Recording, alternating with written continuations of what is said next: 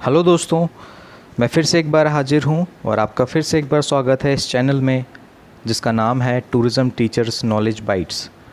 मैं फिर से एक बार आपके सामने टूरिज़्म से रिलेटेड एक नया टॉपिक लेकर आया हूँ। जो भी students NSQF skill development courses कर रहे हैं, ये टॉपिक उनके लिए काफ़ी बेनिफिशियल है और जनरल सिनेरियो में भी आपके लिए टॉपिक काफ़ी यूज़फुल हो सकता है। शुरू करने से पहले जो भी इस वीडियो को देख रहे हैं, अपने फ्रेंड्स को शेयर ज़रूर करें जो भी इस फील्ड से रिलेटेड हैं या कोई प्रिपरेशन कर रहे हैं। और आपके दिमाग में अगर इस टॉपिक या वीडियो को लेके कोई भी सजेशन हो तो प्लीज़ मुझे ज़रूर बताएं, या इस टॉपिक के बारे में आप कुछ और नया जानना चाहते हो या इस वीडियो में आपको कोई बात समझ नहीं आई हो तो आप मुझे नीचे कमेंट बॉक्स में लिख सकते हैं। मैं जल्दी से जल्दी आपकी प्रॉब्लम्स को रिजॉल्व करने की कोशिश करूँगा। और अगर आपको ये वीडियो पसंद आया हो तो प्लीज़ इसे लाइक, कमेंट, शेयर और सब्सक्राइब ज़रूर कीजिएगा। तो चलिए शुरू करते हैं। Positive body language. तो दोस्तों, हम सबसे पहले ये जानते हैं कि बॉडी लैंग्वेज क्या होती है। बॉडी लैंग्वेज वो होती है जिस तरह से हम लोगों से बात करते हैं, हमारे बात करने का तरीका, हमारे हाव भाव, हमारे चेहरे के एक्सप्रेशंस, हमारे आँखों के देखने का तरीका, हमारे चेहरे की स्माइल, हमारे हाथों का मूवमेंट, हम जिस तरह से अपनी बॉडी को दूसरों को शो करते हैं, जिस तरह से हम बात करते हुए हाथ हिलाते हैं या हाथ से उनको कुछ इशारे करते हैं, वो सब चीज़ें मिला के हमारी बॉडी लैंग्वेज कहलाती हैं। और इन बॉडी लैंग्वेज को अगर हम पॉजिटिवली यूज़ करें तो हमारे पर्सनैलिटी को ये बहुत अच्छे से शो करने में बहुत मदद करता है। ये हमारी वेल डेवलप्ड पर्सनैलिटी को शो करता है। दोस्तों, पॉजिटिव बॉडी लैंग्वेज जो होती है ये हमारे ओवरऑल कम्युनिकेशन में भी बहुत काम आती है। दूसरे शब्दों में बॉडी लैंग्वेज को जेस्चरल कम्युनिकेशन या काइनेसिक्स भी कहा जा सकता है, क्योंकि हम जो भी किसी से बात करते हैं वो हमारे चेहरे के हाव भाव से दिखने लग जाता है। हमारे जो अंदर की फीलिंग्स होती हैं वो हमारे चेहरे पे सामने आ जाती हैं। इसलिए हमें पॉजिटिव बॉडी लैंग्वेज पे काम करना बहुत ज़रूरी है। अब पॉजिटिव बॉडी लैंग्वेज को शो करने के लिए क्या क्या चीज़ें ज़रूरी हैं, हम इस बारे में बात करेंगे। दोस्तों, हमारी वेल डेवलप्ड पर्सनैलिटी के लिए हमको अपने जिन जिन बॉडी पार्ट्स पर काम करना होता है जिसको हम पॉजिटिव बॉडी लैंग्वेज के लिए यूज़ करते हैं, मैं उनको आपको पॉइंट वाइज बता देता हूँ। सबसे पहले होता है आई कांटेक्ट, नंबर 2 है पोस्चर, नंबर 3 है हेड पोजीशन, आपका जो जैसे आपका जो सिर घूमता है, सिर हिलता है। नंबर 4 है आर्म्स, आपके जो हाथ होते हैं। नंबर 5 है लेग्स, आपके जो पैर होते हैं। नंबर 6 है हैंड जेस्चर्स, जिस तरह से आप अपने हाथों को मूव करते हैं। नंबर 7 है माउथ मूवमेंट्स, आपका मुंह जैसे मूव होता है।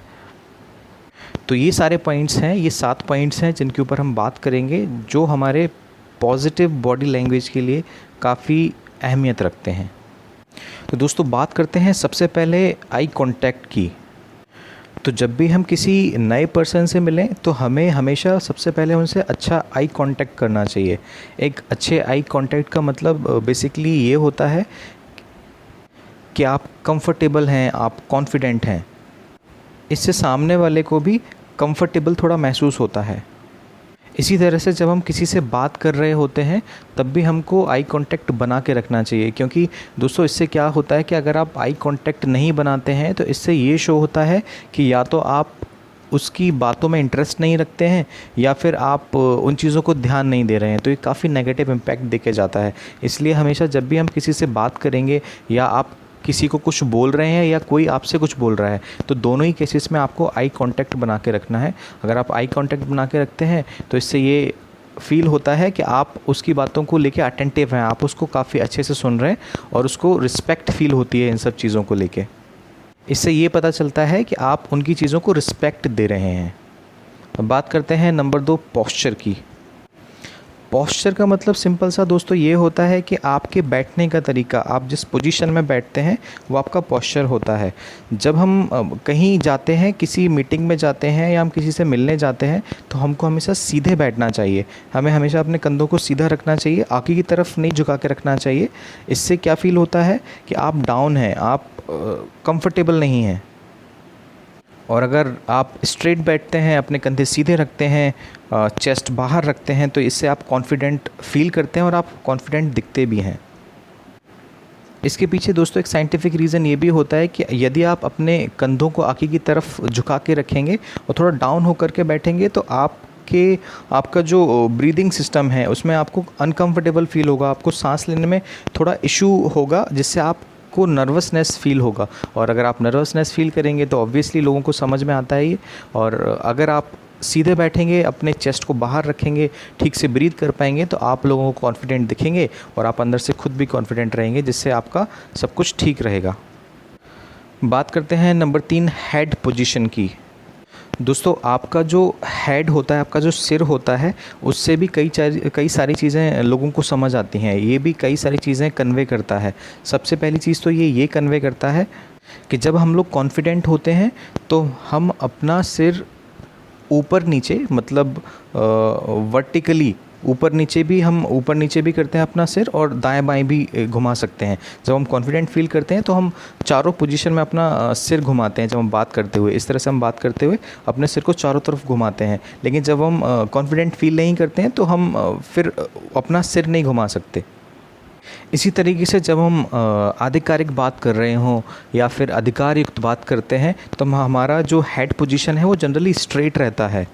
और ठीक इसके ऑपोजिट जब हम किसी से फ्रेंडली बात कर रहे होते हैं या हम किसी को सुन रहे होते हैं या उससे बात कर रहे होते हैं तो हम अपना जो हेड है वो टिल्ट कर लेते हैं। ये अंदर से सबके अंदर इनबिल्ट होता है। हम अपने हेड को टिल्ट कर लेते हैं, मतलब हम अपने सिर को हल्का सा झुकाव रखते हैं, उसमें हल्का सा झुकाव रखते हैं। इस वजह से ये शो होता है कि आप उससे फ्रेंडली नेचर से बात कर रहे हैं। इसलिए जब भी आपको पॉजिटिव बॉडी लैंग्वेज शो करना हो तो अपने हेड पोजीशन पे भी हमको कई सारी चीज़ें ध्यान रखनी होती हैं। चलिए अब बात करते हैं नंबर 4 आर्म्स की। आर्म्स का दोस्तों हिंदी में मतलब होता है आपकी जो बाहें होती हैं, जो आपके हाथ होते हैं वो आपकी बाहें होती हैं। और इन बाहों से भी कई सारे सिग्नल्स ट्रांसमिट होते हैं दोस्तों। ये भी कई सारी चीज़ें बताती हैं लोगों को, ये कई सारी मैसेजेस कन्वे करती हैं। इसलिए जब भी हम किसी से अगर हम खड़े होकर बात करते हैं तो हमको या तो अपनी बाहों को या तो साइड में रखना चाहिए या फिर पीछे की तरफ रखना चाहिए, पीछे फोल्ड करके रखना चाहिए। यदि हम उसको आगे रखते हैं तो ये शो करता है कि आप चीज़ों को लेके ओपन नहीं हैं। अगर आप अपने हाथों को पीछे रखते हैं तो ये शो करता है कि आप उनकी बातों को लेके, आप उनके आइडियाज़ को लेके ओपन हैं, आप उनको सुनना चाहते हैं, उनको समझना चाहते हैं। इसलिए हमेशा जब भी आप किसी मीटिंग वगैरह में जाएं तो कभी भी अपने हाथों को क्रॉस करके नहीं रखें। ये क्रॉस करना बहुत गलत मैसेज देता है दोस्तों। इससे पता है ये भी इंटरप्रेट हो सकता है कि आप सजेशंस को या उनके आइडियाज़ को लेके बिल्कुल क्लोज्ड हैं या आप बहुत ज़्यादा एग्रेसिव हैं, आप बहुत ज़्यादा गुस्सैल हैं। इससे ये भी पता चलता है। इसलिए जब भी आप मीटिंग्स में जाएँ तो कभी भी अपने हाथ को फोल्ड करके नहीं रखें आगे की तरफ। चलिए अब बात करते हैं अगले पॉइंट की, नंबर 5 लेग्स।